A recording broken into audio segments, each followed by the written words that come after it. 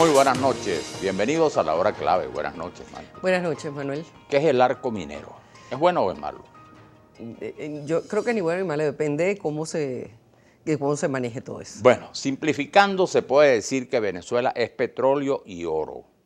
En torno a estas dos riquezas ha girado a la economía venezolana desde los finales de los años 20, con la caída de la producción del café y el cacao, entre otros rubros agrícolas. El petróleo y el oro, el hierro y otros minerales y sus derivados ha sido la base del llamado rentismo petrolero. La historia del petróleo ha sido ampliamente conocida después de la explosión del Sumaque 1 en 1914 en el lago de Maracaibo. La búsqueda del oro data del famoso mito del Dorado, imagínense. En el caso del hierro, fue en 1883, en el segundo gobierno de Guzmán Blanco, cuando fueron otorgadas las primeras concesiones en el delta del Orinoco, y a partir de 1950 se inician las operaciones industriales de la Iron Mining of Venezuela. El 24 de febrero del 2016, el presidente Nicolás Maduro, en un encuentro con empresas nacionales e internacionales, anunció la activación del llamado motor minero para la exploración y explotación del arco del Orinoco, ubicado en el estado Bolívar y donde existen minerales como oro, hierro, bauxita y también diamantes. En vista del colapso del modelo económico que depende fundamentalmente de la renta petrolera y que entró en crisis en función de toda una estrategia que contra el país se articuló para lograr de alguna manera que los precios de venta del petróleo en el mercado mundial descendieran de manera dramática, el gobierno nacional y el presidente Nicolás Maduro, a partir del pensamiento y el legado del comandante supremo Hugo Chávez, en materia de avanzar hacia la diversificación de la economía, de desarrollar las capacidades y las fuerzas productivas de nuestro país, y teniendo muy en claro o teniendo como soporte, como base, lo que establece la Constitución de la República Bolivariana de Venezuela, lo que establece el Plan de la Patria y, en el caso concreto, el decreto con rango, valor y fuerza de ley orgánica que reserva al Estado las actividades de exploración, explotación del oro y demás minerales estratégicos, producto de una ley habilitante que en su oportunidad otorga la Asamblea Nacional.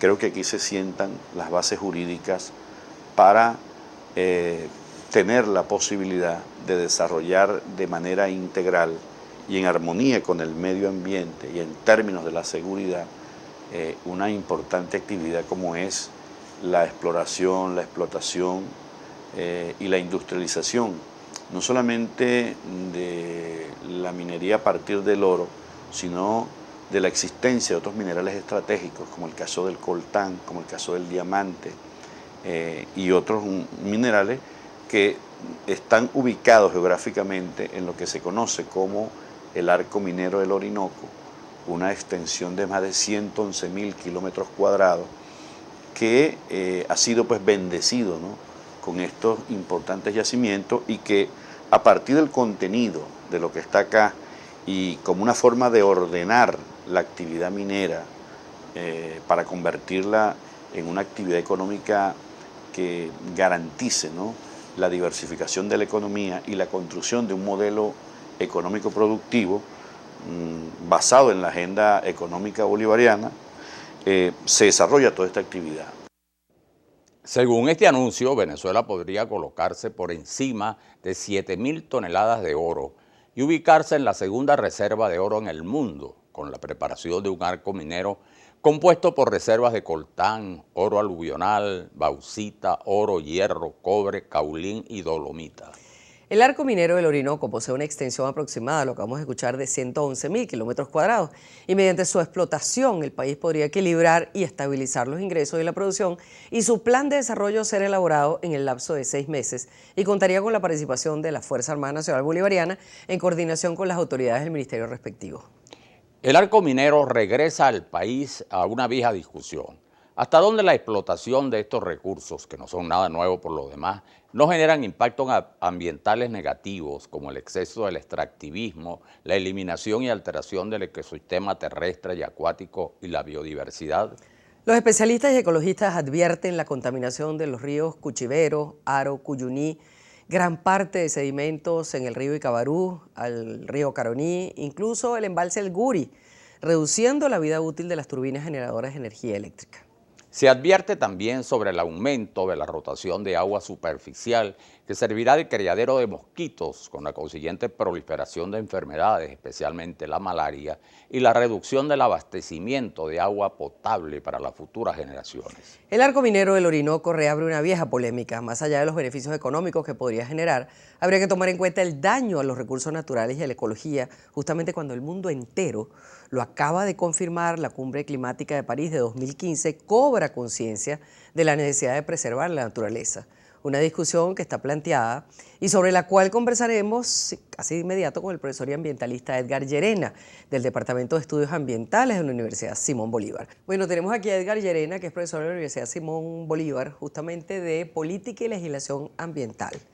Y es que nosotros, Edgar, tenemos en este momento pues toda una serie, hay un alboroto formado con el arco minero por un decreto o una serie de decisiones que tomó el gobierno nacional en relación, y no es para menos porque afecta al 12% del territorio nacional. Y obviamente la gente tiene temores sobre lo que está, porque últimamente hay una gran conciencia en el mundo sobre el tema ambiental y la gente está preocupada por lo que puede ocurrir.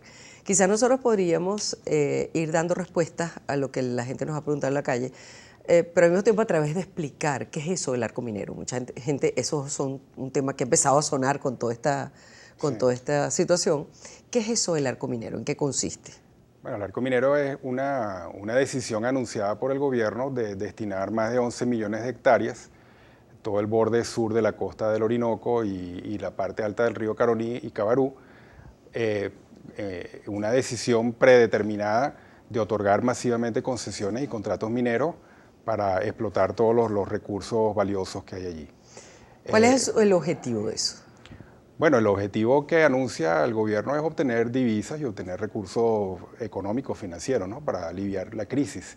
Pero en la realidad lo que se puede obtener incluso de algo tan masivo como esto es ínfimo en relación a las necesidades del Estado venezolano en esta crisis. Es decir, que lo económico no es lo importante aquí. Bueno, se argumenta como lo importante, pero realmente esto es una decisión estratégica que va incluso más allá de lo ambiental. Lo ambiental es apenas una variable fundamental. Y si empezamos por allí y respondiendo un poco a las preguntas, la minería es una de las actividades más destructivas que hace el ser humano, junto con las pruebas nucleares a cielo abierto. O sea, tal vez las pruebas nucleares a cielo abierto son puntuales y constreñidas en el tiempo, todo su efecto negativo. En cambio, la minería la va soltando poco a poco, a lo largo de años y años y años. La decisión de comprometer las fuentes de agua estratégicas del país, que son esencialmente las de la cuenca del Caroní y el sistema hidroeléctrico que depende del Caroní, es gravísimo. Un aspecto poco visto o poco tocado del arco minero, del proyecto del arco minero, es la de formalizar la explotación minera en el sector Icabarú, que es la cuenca alta del río Caroní. Todos esos sedimentos, todos esos aportes van a ir a parar al embalse de Guri y van a comprometer seriamente el funcionamiento de todo el sistema hidroeléctrico, que no es solamente la represa, la central fundamental a Raúl Leoni, sino todas las que están aguas abajo, de ahí hasta el Orinoco. Eso es un daño ambiental asegurado. O sea, que esos temores están fundados. Claro, están fundados porque lo hemos visto a lo largo de más de 100 años de experiencia minera que tiene Venezuela en todo el distrito minero del Callao, que va desde Puerto Ordaz hasta Santa Elena de Guairén. Sabemos muy bien cuáles son los impactos sociales, ambientales que genera la actividad minera. Esa actividad minera multiplicada por 4 o 5, que es lo que está proponiendo el Estado venezolano, en áreas sensibles desde el punto de vista ambiental, como son toda la zona del norte del estado Amazonas y de la zona del río Caura, además de que son sensibles desde el punto de vista social, porque son la residencia del hábitat de algunos grupos indígenas importantes venezolanos, como son, por ejemplo, el sector de los Panares o el sector de los Piaroas en el norte del Amazonas. Realmente hay un cálculo desde el punto de vista social, socioambiental, que no se ha hecho y que no se puede anunciar a priori. No se puede decir que se va a abrir un arco minero cuando realmente la actividad minera es tan dañina, es tan da unas amenazas sociales tan importantes, las cuales requieren un estudio de impacto ambiental previo. Pero aún el estudio de impacto ambiental con seguridad va a arrojar, porque es lo que ocurre en todas partes del mundo, un severo impacto. O sea que tú que eres experto en legislación, hay dos cosas. Este decreto se ha elaborado sin tomar en cuenta esos estudios de impacto ambiental, punto uno. Punto dos, se ha consultado a las etnias, a las comunidades que trabajan allí y que van a ser de alguna manera impactadas por lo que allí ocurra. No se ha consultado. De hecho, las organizaciones indígenas ya elevaron su voz de protesta ante este proyecto del arco minero. No se han hecho los estudios de impacto ambiental. Aquí lo que cabe es un estudio ambiental estratégico primero, que es algo más macro y que tiene que ser de mayor alcance. Eso tampoco se ha hecho. Y por otro lado, el solo anuncio ya viola la ordenación territorial vigente. Ahí se están afectando, por ejemplo, la Reserva Forestal de Imataca, la Reserva Forestal de Caura, el refugio de fauna de la Tortuga Rau, la zona protectora del sur del estado Bolívar. O sea, hay una serie de áreas bajo régimen de administración especial donde la minería no es compatible legalmente, que ya están siendo comprometidas dentro de ese polígono que ellos definieron como arco minero. Ahora, ¿hay algún tipo de previsión dentro de esas decisiones que se han tomado en relación a la manera cómo se va a hacer allí la exploración y explotación? Porque evidentemente hay pruebas suficientes de la depredación que está causando la manera como se está abordando pues algunas exploraciones, por ejemplo, de diamantes en esa zona, ¿no? Pero ahí es claro, y sabemos que hay empresas en el mundo que son expertas, y las ha habido en Venezuela, que son expertas en hacer un tipo de exploración que no sea depredadora para con el ambiente.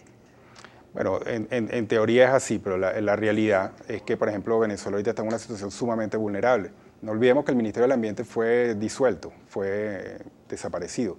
Se creó un nuevo ministerio, con una especie de ministerio virtual, que es el del ecosocialismo, pero realmente toda la capacidad, la infraestructura de fiscalización y de control que tenía el antiguo Ministerio del Ambiente fue desmantelado.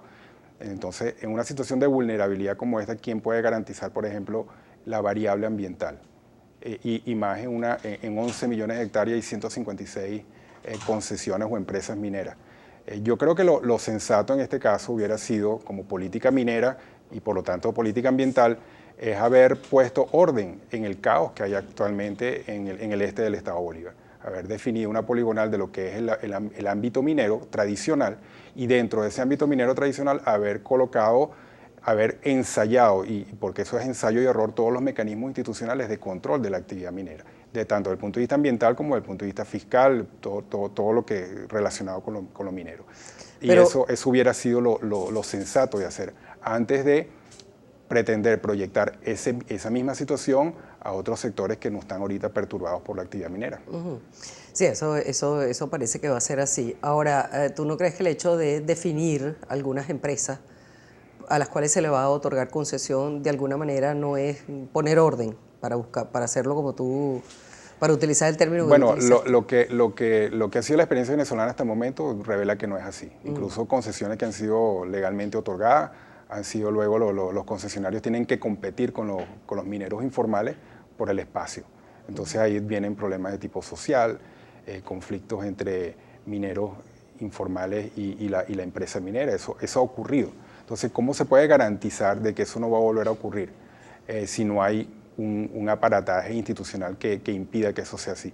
Hay un trabajo social muy grande que hacer desde el punto de vista de ofrecer alternativas de empleo formal o alternativas económicas que tampoco está previsto. Que tampoco está previsto. Por ejemplo, ahorita hay una situación que ya se sabe, la minería se ha desbordado en los últimos años, ha invadido el Parque Nacional Canaima, sitio mundial del patrimonio de la humanidad, sitio de patrimonio natural de la humanidad reconocido por UNESCO. Hay minería de oro dentro de Canaima, maestros que se han dedicado, que han abandonado sus actividades como docentes para dedicarse a la mina, ambientalistas. Probando suerte allí, ¿no? Hasta ecologistas que viven en la zona que se han dedicado a la minería, porque es que la crisis económica y lo que ha ocurrido en estos últimos años ha sido tan grave que no dejan alternativa.